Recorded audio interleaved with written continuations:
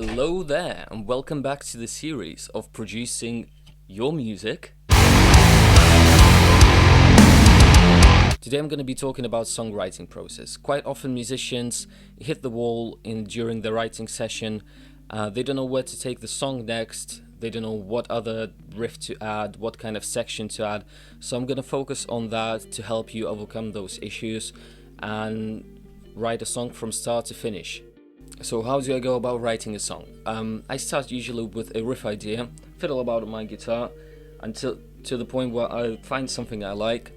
Then I usually learn how to play it, track it in my DAW, lay some drums underneath so I could feel what kind of bounce, what kind of energy does it have, and then move on from there. Make sure to stick around till the end of the video where I'm gonna be giving away one production or mixing tip and trick.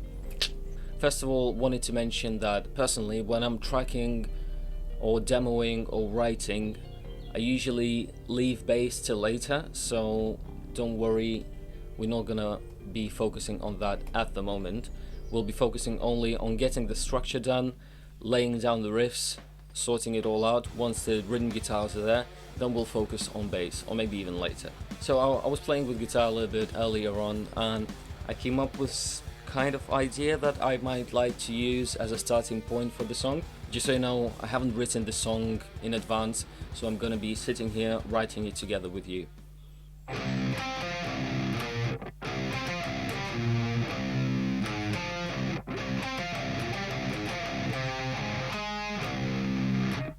Yeah, I kind of like this progression.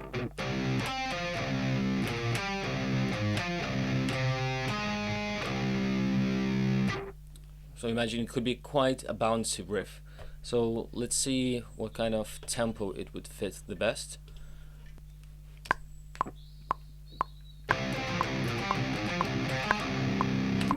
I think it's slightly too fast at 120 BPM. We'll go for 110. See how that sounds.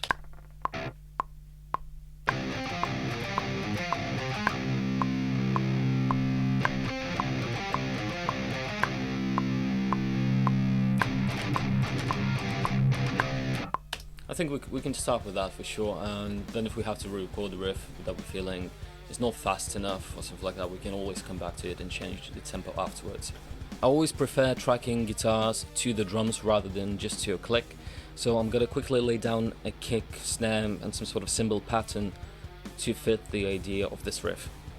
I don't like personally using piano roll and clicking everything with my mouse, so I'm just using a little MIDI keyboard that I'm gonna write drums on.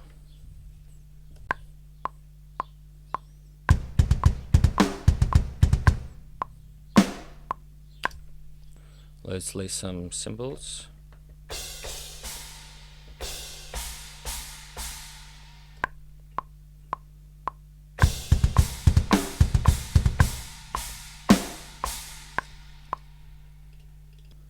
Then I usually just quantize it straight away to 16th notes.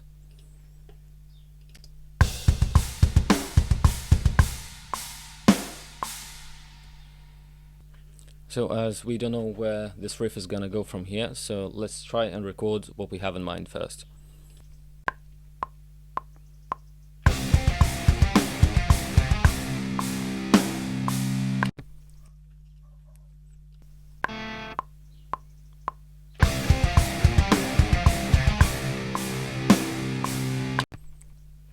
Cool, so we've got our very beginning of the riff there. Obviously I don't want to leave it ringing out there because riff just started, don't want it to drop straight away. So let's think of something for this bit.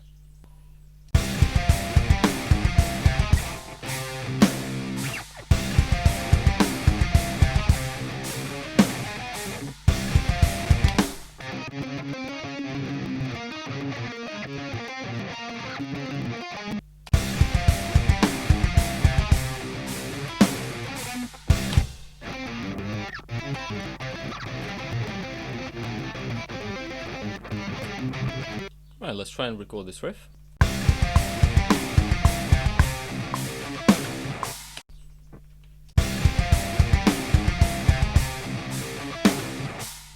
Right, because I can't play that riff just yet, doesn't mean I can't record it. So I'll record whatever I can right now and then punch in the rest of the riff after.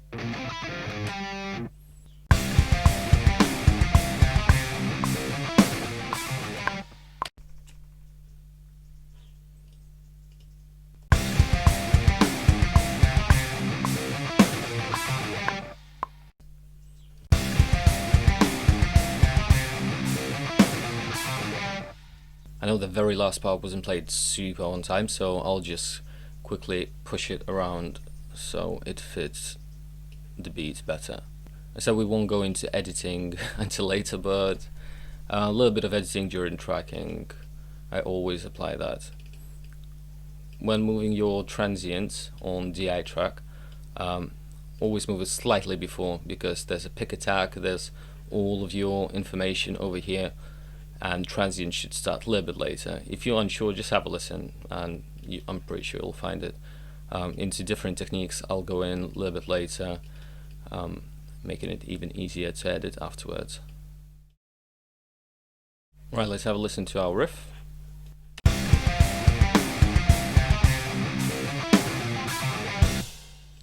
Right, so we're clearly missing some drums there, because I don't want it to die off either. So let's add those kick and snare patterns in that. Well, to be honest, just kicks at the moment.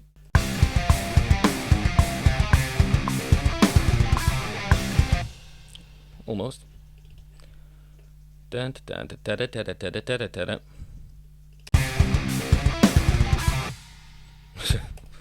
just add those by hand. Quantize these first.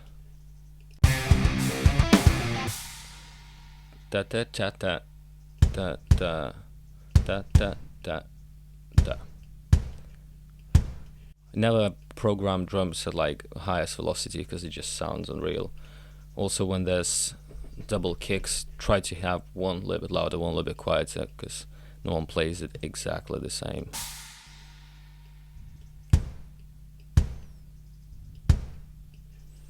Let's have a listen.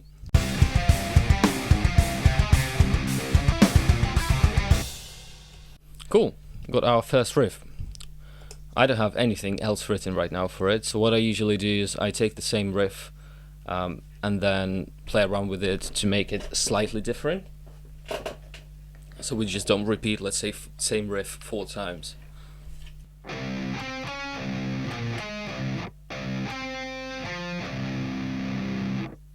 So I'm changing it slightly, so the first note is going up rather than down, and then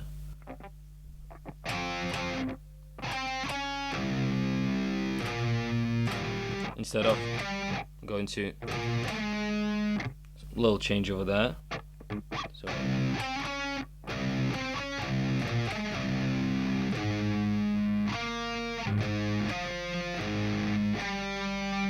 go into the note that was used before.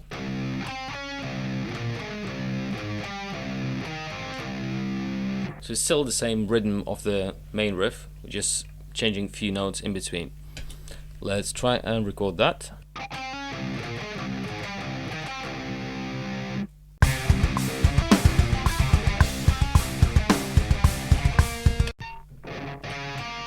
Oh, did that by mistake, but I quite like it there. Let's try again.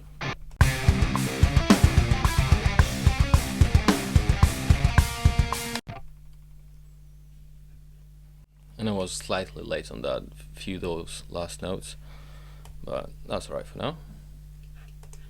Let's try the second one.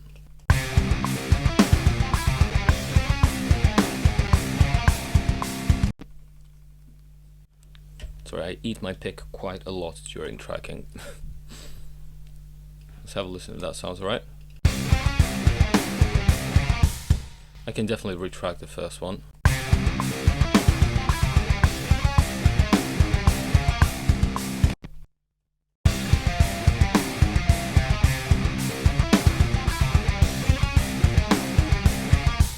Alright, so we're coming to like halfway through this riff section.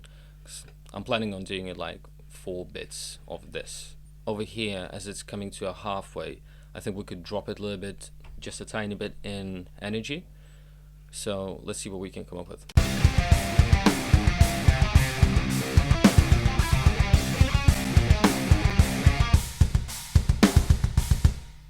So to make it a little bit easier, I'll record the end part that I like. Dun, dun, dun. And then add some whatever is missing in between.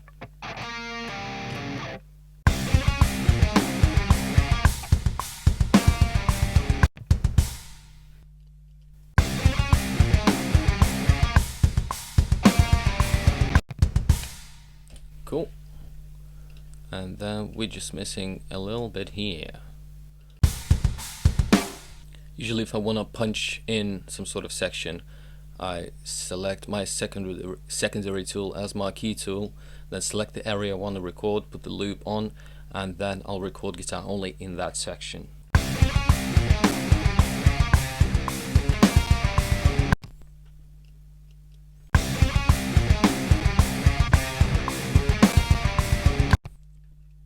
Also a cool command that I like is basically to cut off the end of this. So you select these regions, then press backward slash, and it slashes it up, and then same here. Let's have a listen to this.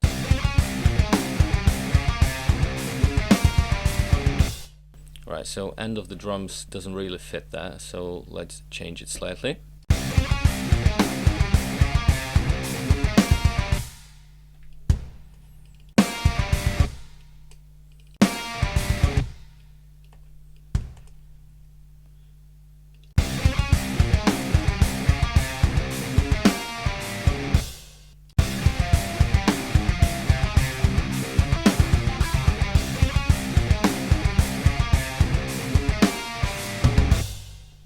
So next part I'm thinking of doing is copying this riff over here and changing it slightly so it's quite similar to the first one, but still has some sort of variety to it. So let's change the second part of it. I want to be something similar to the second half of the first riff, but maybe slightly lower.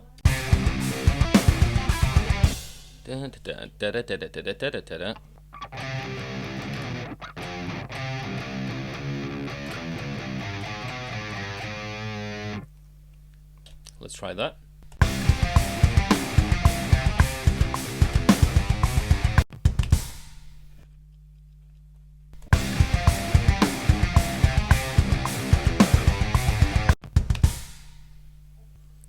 What I'll do next is copy the second riff that we did and change that so with some sort of slowdown by the end again, so we could transition into the new riff afterwards. Let's have a listen to the end of it. Da, da, da, da, da, da, da, da. Let's change that to something.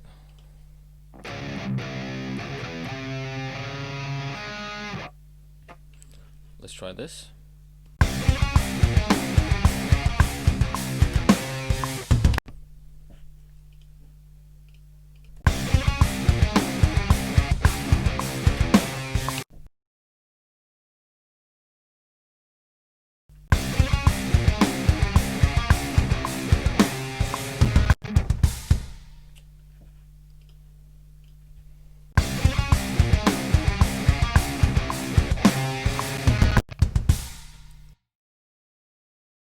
Now let's listen to our whole riff.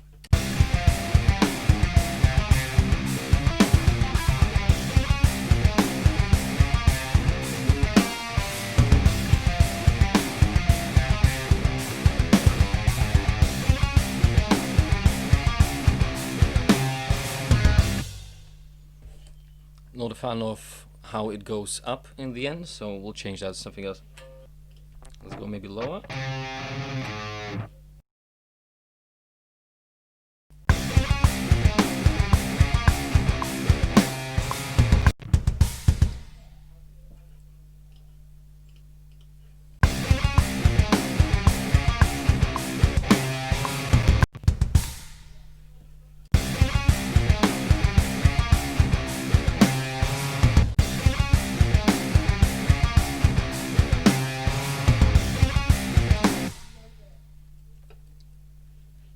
Right, let's have a listen to the whole riff now again.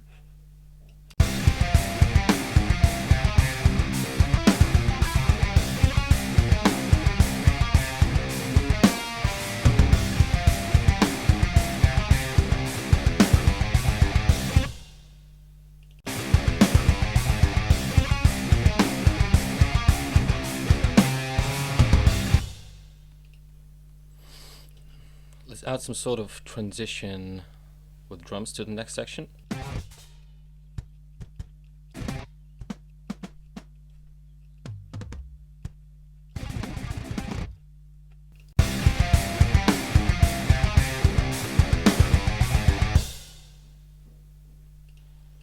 Want a little splash in there.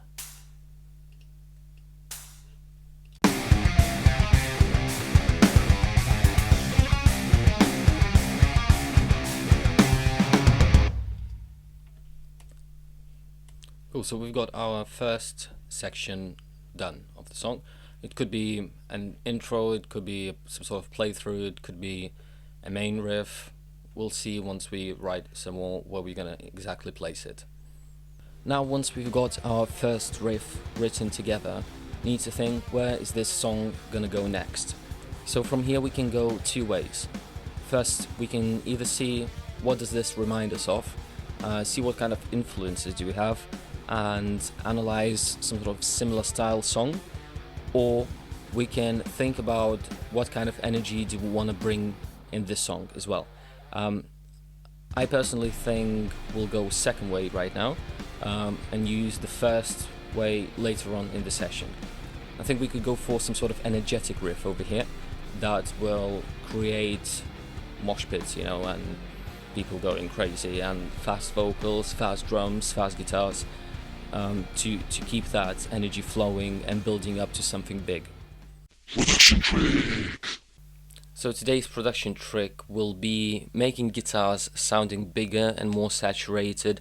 So again, during certain sections it gives you a little bit more impact. Here I have a breakdown section from my band's latest single, and what I did to it is I have two sets of guitars. So this is my guitar number 1, guitar number 2, which is just double tracked with a darker tone like I showed you in a previous video, and underneath there is a synth lead.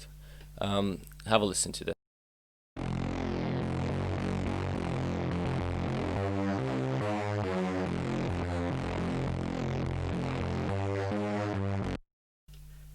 So on its own it just sounds a little bit weird, but listen all together with guitars.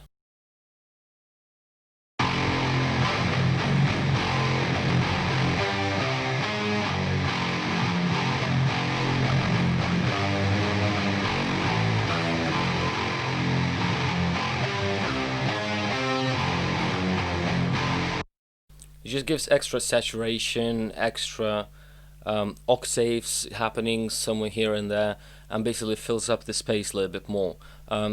Here's a synth without any processing on it.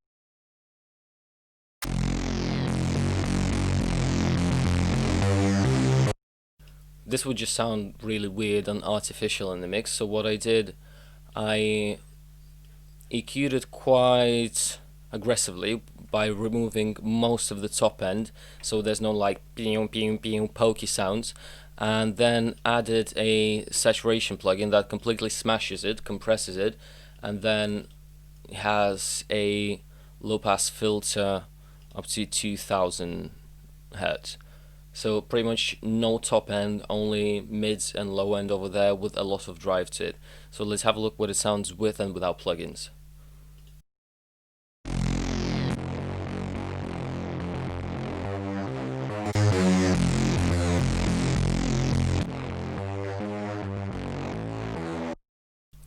So yeah, as I said, like it's just to fill in that empty space over there. That's when something's missing in a heavy section. Um, let's have a listen all together in the mix.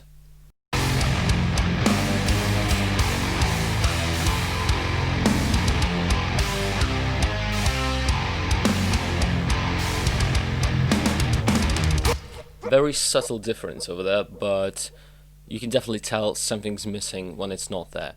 So next time you're trying to create some sort of impactful guitars for a certain section, try layering a little bit of synths underneath it.